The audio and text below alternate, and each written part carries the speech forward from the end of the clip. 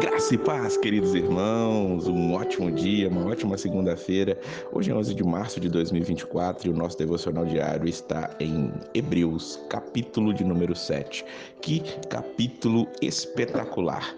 O autor aos Hebreus está explicando ainda dentro daquela grande tema que Jesus é o nosso sumo sacerdote. E ele chega lá nos versículos 27 e 28 desse capítulo dizendo: ele não é como os outros grandes sacerdotes, não precisa oferecer sacrifícios todos os dias, primeiro pelos seus próprios pecados, depois pelos pecados do povo. Ele ofereceu um sacrifício uma vez por todas, quando se ofereceu a si mesmo. A lei de Moisés escolheu homens, que são imperfeitos, para serem grandes sacerdotes, mas pela promessa feita com juramento, a qual veio depois da lei de Moisés, Deus escolhe o Filho, que se tornou perfeito para sempre. Esse é o nosso Jesus. Mas para ele chegar a esse momento, ele vem argumentando durante todo este capítulo acerca daquele que ele já citou duas vezes dentro deste livro de Hebreus, Melquisedeque. A história de Melquisedeque, nós vemos um pequeno trecho lá no livro de Gênesis, capítulo 14, depois um dos Salmos vai falar sobre ele, e ele vai dizer que este Melquisedeque era um sacerdote que não tinha genealogia. Ele não conhece nem pai, nem mãe, nem qualquer antepassado de Melquisedeque, e também não sabe nada sobre o seu nascimento ou sobre a sua morte. Por ser como filho de Deus, ele continua sacerdote para sempre, diz o versículo de número 3. E Jesus, no versículo 15, é comparado, é parecido com Melquisedeque. Por que esse Melquisedeque não tinha mãe, não tinha pai? É um tipo de Jesus Cristo. A Bíblia tem tipos, pessoas que já demonstram, apontam diretamente para Jesus, e Melquisedeque é como um desses. É um sacerdote que é chamado primeiro rei de justiça e também rei de paz, segundo o versículo 2. E quando Abraão se encontra com ele, sim, Abraão, o pai da fé, e aqui a ideia é deixar muito claro na mente daqueles judeus convertidos que o judaísmo vai entrar e chegar até Jesus Cristo. Quando Abraão estava voltando da batalha que matou os reis, nesse capítulo 14 de Gênesis, ele encontra Melquisedeque e ele dá o seu dízimo, dá a 10ª parte de tudo a Melquisedeque.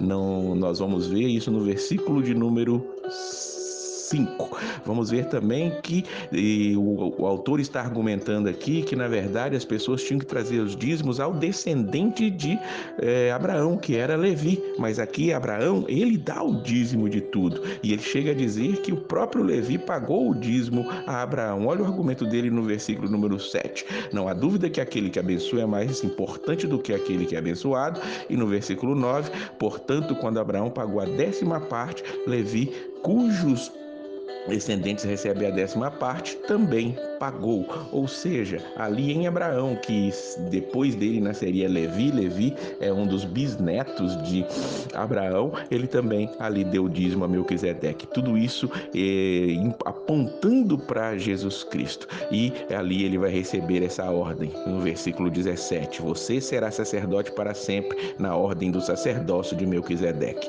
Aqui é o autor já interpretando, além de ter interpretado o Gênesis 14, está interpretando o livro de Salmos, aonde é dito dessa maneira. E ele vai dizer que a lei não pode aperfeiçoar nada, mas agora Deus nos deu uma esperança melhor, por meio da qual chegamos perto dele. E que essa lei não podia aperfeiçoar as pessoas tinham que todos os anos irem ali para oferecerem sacrifícios, para serem ali perdoadas, para expurgar, expiar os seus pecados. Mas Jesus, diz o versículo 21, se tornou sacerdote, pois Deus lhe disse: o Senhor jurou e não voltará atrás. E ele disse: você será sacerdote para sempre. Então essa é a diferença entre Jesus e os outros sacerdotes que existiram, porque os outros sacerdotes, eles morriam, eles não tinham como dar continuidade à sua própria vida. Então essa é a diferença. Jesus, ele é diferente porque ele dá a garantia de uma aliança melhor, versículo 22. Os outros sacerdotes morriam, não podiam continuar seu trabalho, versículo 23. E no versículo 24, Jesus vive para sempre, o seu sacerdócio não passa para ninguém. E o versículo 25 diz: e por isso ele pode hoje e sempre salvar as pessoas que vão a Deus por meio dele, porque Jesus vive para sempre a fim de pedir a Deus em favor dela. Versículo 26, para encerrarmos, ele é perfeito e não tem nenhum pecado ou falha. Ele foi separado dos pecadores e elevado acima dos céus. Vemos aqui que o autor aos Hebreus está deixando muito claro: Jesus é superior a qualquer sacerdote. Um sacerdote era um intermediário entre as pessoas e o próprio Deus. Hoje não precisamos de homens para intermediar o nosso acesso ao Pai. Você que está me ouvindo agora tem acesso direto a Deus através de Jesus Cristo por sua entrega. Ele é o sacerdote perfeito, ele foi o sacrifício, ele se fez pecado por nós para que nós pudéssemos ter esse acesso, como o próprio livro de Hebreus já disse, pela graça, pela misericórdia, o novo e vivo caminho que é aberto pelo sangue de Jesus. Que tenhamos isso em mente durante toda essa semana, onde Jesus Cristo ele nos salvou e por meio dele nós nos achegamos a Deus. Que Deus nos dê uma semana de paz e a paz do Senhor.